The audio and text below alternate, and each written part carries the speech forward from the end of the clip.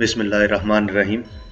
मुअज़्ज़ज़ सामीन व नाज़रीन, असहाब कहफ के वाक़े का दूसरा हिस्सा हम आपकी खिदमत में पेश करने जा रहे हैं। नाज़रीन, जज़ा टीवी को सब्सक्राइब करें, बेल आइकन को दबाएं और वीडियो शेयर ज़रूर करें ताकि इल्म का सिलसिला बरकरार रहे। वाक़या जहाँ ख़त्म हुआ था वहीं से आगाज़ करते हैं। उन लोगों ने कुछ देर तवक्कुफ़ किया कि इतने में चरवाहा लोगों की अमानतें वापस करके उनके पास आ गया। उसके पीछे उसका कुत्ता भी था। यहूदी आलिम ने कतई कलाम करते हुए कहा कि हजरत, ये बताएं इस कुत्ते का रंग क्या है और इसका नाम क्या है। अमीर अल मोमिनीन अली अलैहिस्सलाम ने फरमाया, कुत्ता अबलक रंग का था और उसके वजूद पर स्याह धब्बे थे और उस कुत्ते का नाम कितमीर था। फिर हजरत अली ने फरमाया, जब इन लोगों ने कुत्ते को देखा तो कहने लगे कि हो ना हो ये भौंक कर हमें पकड़वा देगा, बेहतर ये है कि इसे भगा दिया जाए। चुनाचे उन्होंने उसे पत्थर मारकर भगाने की कोशिश की।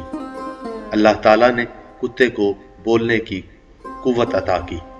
उस कुत्ते ने कहा, तुम लोग मुझे कुछ ना कहो, मैं तुम्हें तुम्हारे दुश्मनों से महफूज रखूंगा। वो चरवाहा उन लोगों को साथ लेकर चल पड़ा, यहां तक कि उन्हें एक पहाड़ पर ले आया। फिर उन्हें एक गार में ले गया। यहूदी ने कहा, उस गार का नाम क्या है? हजरत अली ने फरमाया, उस गार का नाम वसीद है। वो गार बड़ा वसी और अरीज था, उसमें चश्मे थे और समरदार दरख्त थे। चुनाचे उन्होंने फल खाए और वहां का पानी पिया। रात हुई तो वो गार में आ गए। कुत्ता पांव फैलाकर गार के बाहर दरवाजे पर बैठ गया। अल्लाह ताला ने मलकुल मौत को वही फरमाई कि इनकी रूह कब्ज कर लो। अल्लाह ने हर शख्स के साथ 2 फरिश्ते मुवक्कल किए जो उनकी दाएं बाएं करवटें बदलते थे। अल्लाह ने सूरज के खाजन फरिश्ते को हुक्म दिया कि जब सूरज गार पर से गुजरे तो दाएं बाएं होकर गुजरे। दकियानूस त्यौहार मनाने के बाद वापस आया तो उसने अपने वजीरों के मुतालिक पूछा। लोगों ने उसे बताया कि वो तेरा शहर छोड़कर निकल गए हैं।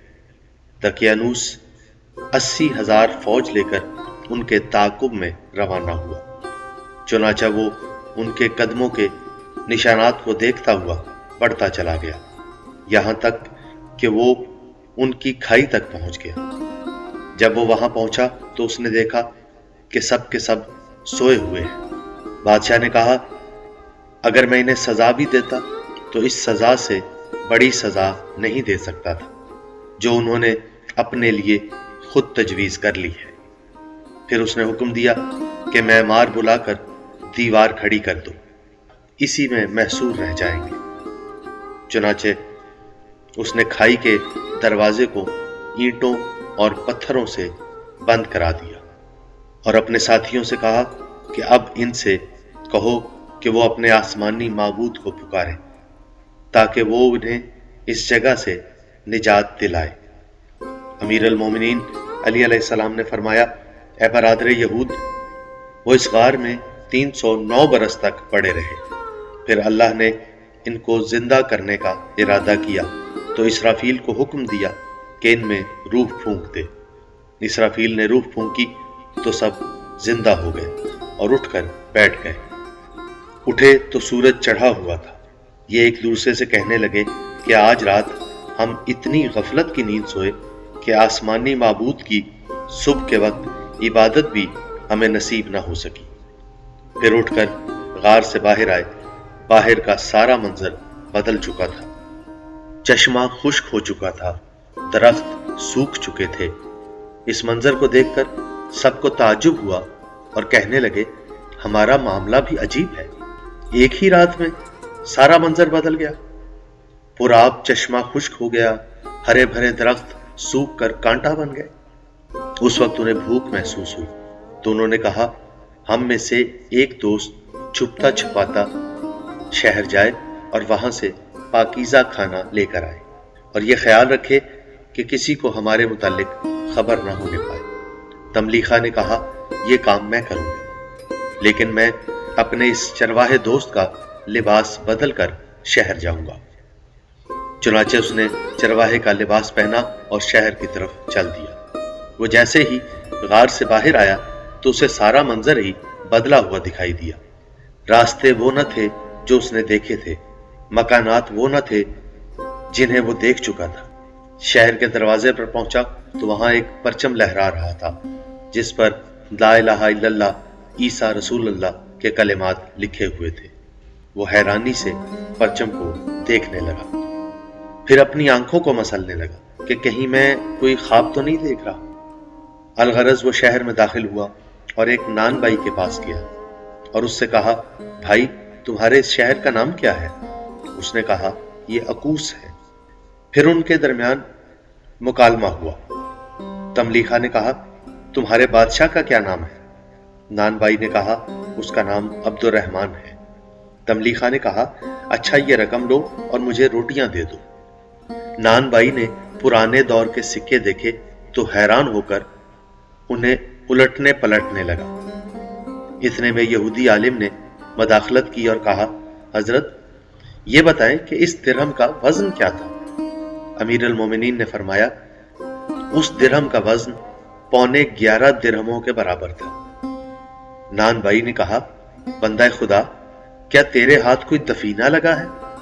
तमलीखा ने कहा, नहीं, मैंने 3 रोज कबल खजूरें फरोख्त की थी। मैंने इस शहर को छोड़ दिया था क्योंकि अहले शहर तकियानूस की इबादत कर रहे थे। नान भाई ने तमलीखा का हाथ पकड़ा और उसे बादशाह के पास ले गया। बादशाह के सामने कहा, यह आदमी अजीब बहकी बहकी बातें कर रहा है, इससे पूछें कि असल मामला क्या है। बादशाह ने तमलीखा को तसल्ली दी और कहा, देखो तुम्हें खौफजदा होने की कोई जरूरत नहीं। हमारे नबी हजरत ईसा अलैहिस्सलाम ने हमें हुक्म दिया है कि दफीने में से सिर्फ 5वां हिस्सा लिया जाए और तुम्हें दफीना मिला है, लिहाजा उसका 5वां हिस्सा हमें दो और बेखौफ होकर बाकी खजीने को अपने तसर्रुफ में ले आओ।